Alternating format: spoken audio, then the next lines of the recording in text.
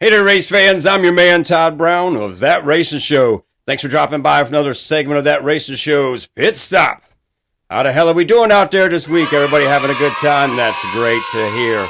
Now, look, today I'm going to cover a couple different things. I'm going to try to keep it concise and brief, but I want to talk about the penalty phases here and some of my opinions on it shortly. But first off, I want to start out with one of the topics that was making all the rounds last week, and that is the owners all meeting with NASCAR over the revenue model that they say is broken, the bitch fest that went on with that and everything that happened there. Because let me tell you one thing, there is nothing that makes my heart cry more and weep than a bunch of multimillionaires and billionaires complaining because they're not making enough money. That just, man, that needs to be the focus of the world right now, because that's just terrible. That is so terrible. And I can just actually hear people like J.D. McDuffie and Elmo Langley and Julian Dunlove, people like that just laughing their ass off right now.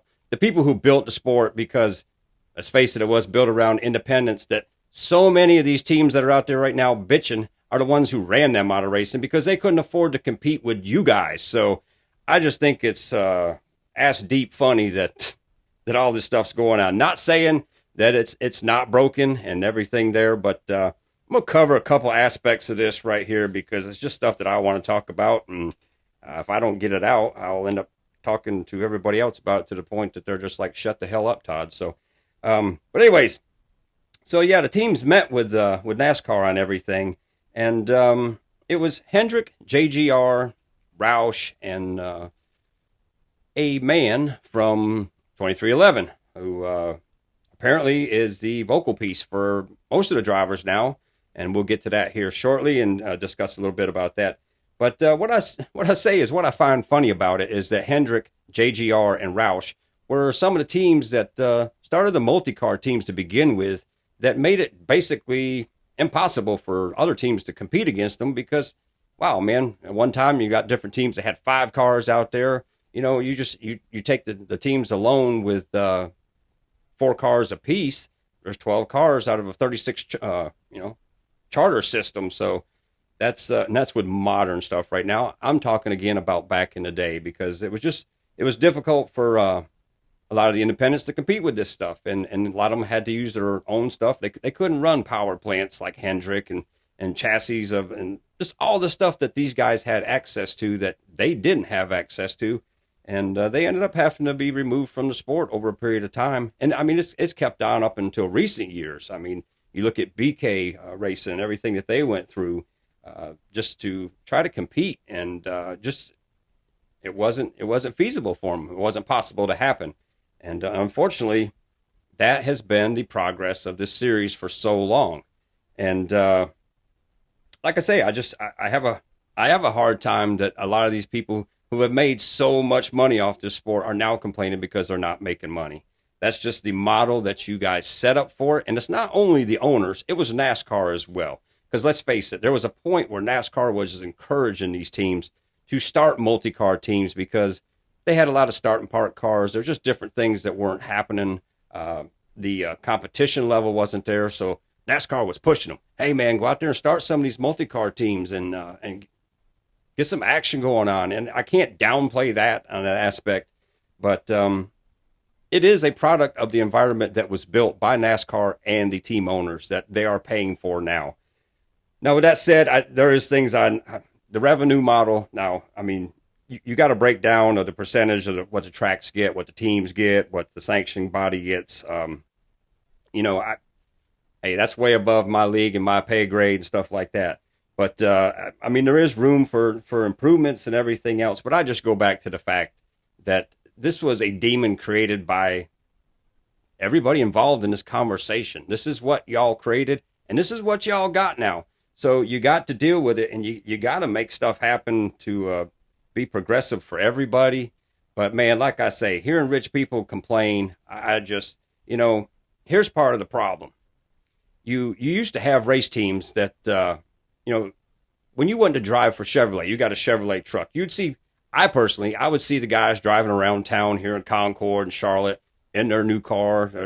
Drove for Pontiac, you got a new Grand Prix. I would see these guys doing stuff like that. Now I see everybody out here driving around and Ferraris and Lamborghinis and all these super crazy rides. They got yachts and I mean, multi-million-dollar mansions and all these things that drivers didn't have back then.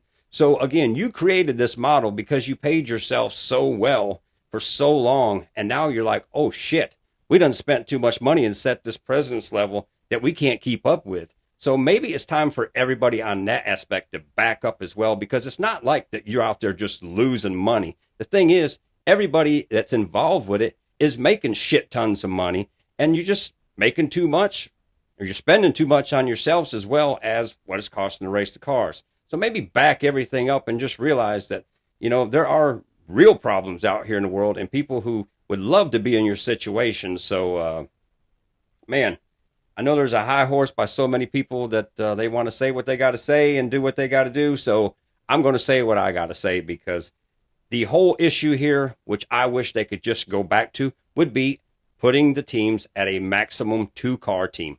Solve all your damn problems. Because, again, you look at BK Racing. They tried to expand a little bit. I think it was 2016, whatever, that they tried to go to a 3-car team, just trying to keep up and compete.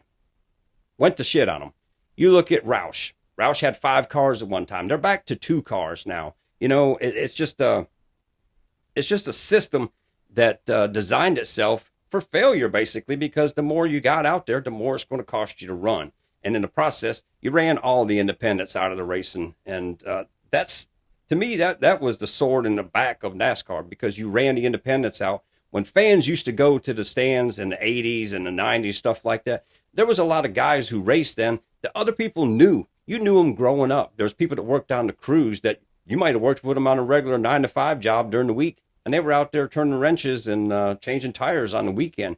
It was something that you could relate to.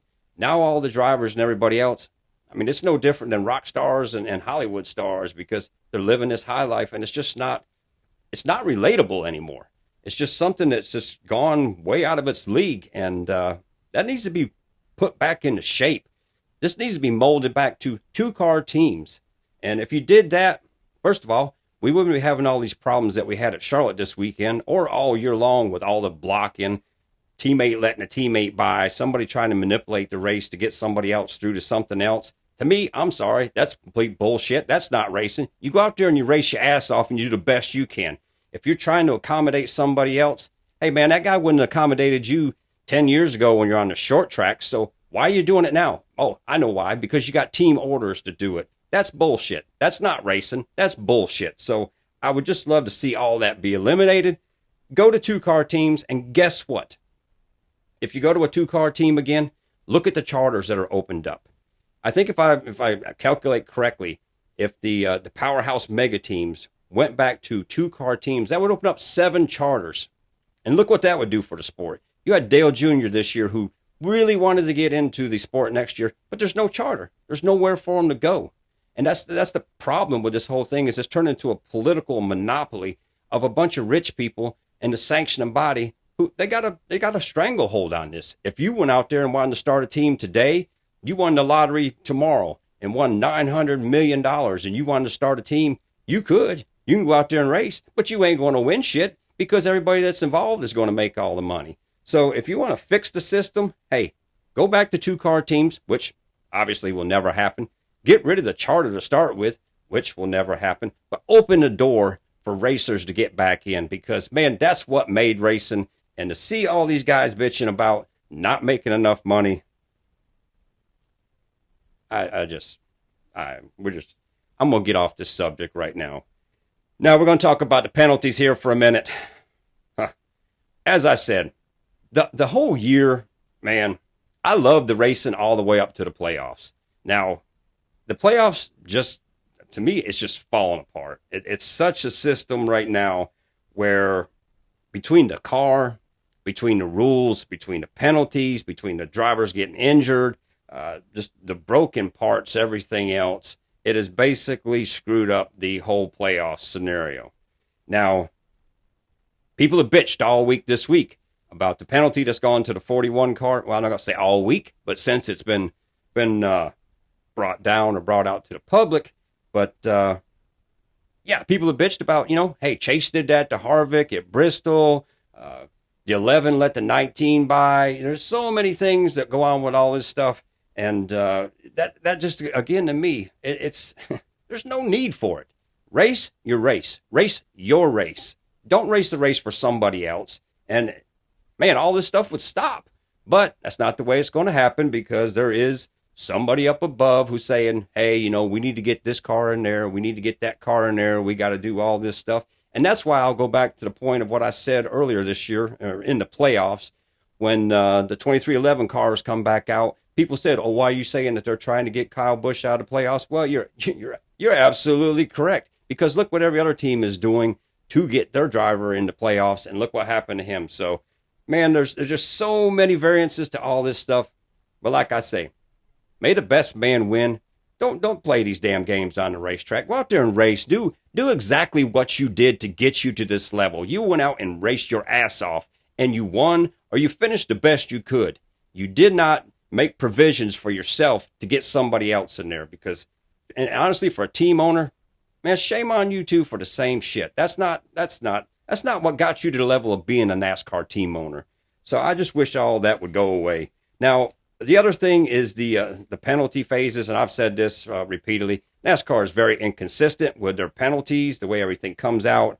It's a bullshit system the way it goes. I think they got a magic 8-ball. They sit up there and just say, oh, we're going to, it's decidingly so. Yep, we're throwing a fine on him today. Actually, I think half the guys making these decisions are probably up there doing 8-balls. That's why they can't keep the same damn thing across the playing field. And that's the way I look at it. If you're going to find one guy for one thing, find the next guy for the same damn thing. Make it a platform. Hey, you do this under caution. You do this after the race. You touch another car other than on the racetrack under race conditions. Well, guess what? Here's your $25,000 fine. Here's you a 20-point deduction. Here's this. Here's that. You basically knock crew chiefs out of races left and right for a loose lug or some simple shit like that. But things like this, oh, well, we're going to do this to this guy. We're going to do this to this guy. No. Make a level. Make a level just like if it was committing a crime. This is what you're facing. This is what you're getting if you're found guilty.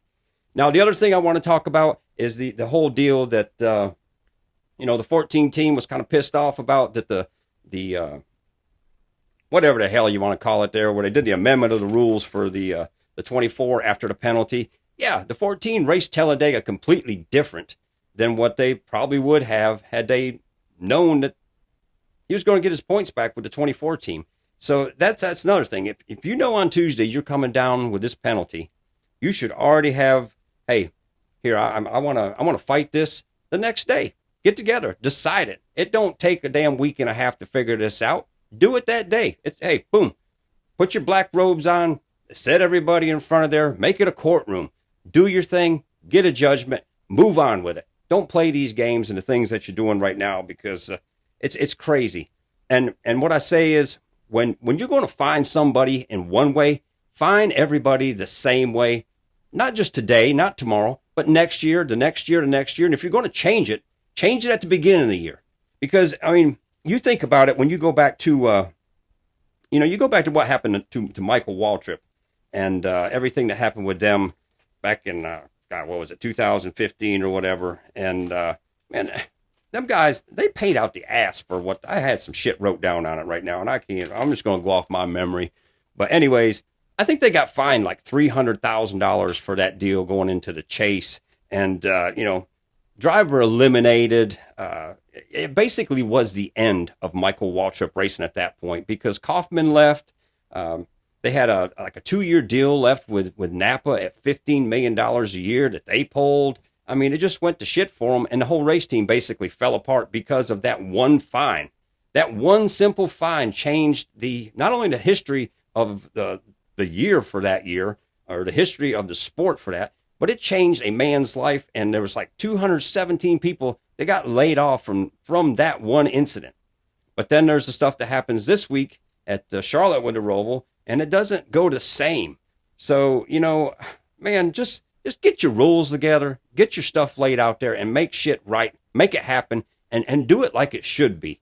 Now, one other thing I just want to talk about right quick, and this is a gentleman that I don't know, I've learned a little bit about him recently, and he's the guy who is being the vocal piece from what I can see for all the owners meeting with NASCAR. And his name is Curtis Polk, I believe. But he is the business manager for Michael Jordan. He's been a business manager for Michael Jordan for a long time. And, he's basically made the platform of what the bitch fest is right now about not making money, saying it's not going to be sustainable for the long term and all these things. And this is a guy who basically has been a business manager for Michael Jordan, who's now become a minority owner in 2311. He's also a minority owner in the Charlotte Hornets. And he's setting a business model, I think, similar to what they're doing in other sports like NBA and stuff like that. He's actually, from what I've learned about this man, he's the only person on the face of this earth who can tell Michael Jordan no, and Michael Jordan listens to him. So he's come in and vocalizing his points of what he thinks needs to happen to the sport, to the way that the financial structure is and things like that. And, I commend the man for coming into the sport and being a part of this like this, but I also have my concerns because if you're coming into the sport and the whole thing is your financial aspect coming in to try to adjust this sport to be like another sport, that's the problem. That's where everything got screwed up from the beginning, because NASCAR, instead of just being about racing, it tried to be more like football. It's tried to be more like this. Now, if we're going to try to make racing more like basketball with the way stuff is done and negotiated and all this stuff, we don't need it. We do not need that in racing. What we need in racing is a good foundation structure like there was 25, 30, 40 years ago, and people that want to race, people that are out there to race, people that are owners because they love racing, not because they're getting in it because it's a money sign. Because that's what I'm seeing is that trying to build this, that the charters for the two cars with 2311, and if they can get a third team, those charters, they are revenue, they're an investment, and at any point they can back out, sell them, and make money and walk away. And that to me is just not, again, that's not what the sport's about. Sport's about racing. It's about busting your ass from the day that you were born to become something and get to that point. And if you want to be an owner, hey, you've been a lifelong NASCAR fan. You got, whether you won the lottery or you're just a great businessman or whatever, but your heart and soul is into it. And I do not want to see a bunch of people from outside come in here and try to dictate and control what's happening to the racing system, because that, again, you're setting yourself up for more problems and more things that I just don't want to see, because like I always say, I am a lifelong racer. I love the sport. I know a lot of people won't agree with anything that I said today, and that is completely okay, because these are just my opinions and what I see. But, man, long live the sport and long live the racers who created it.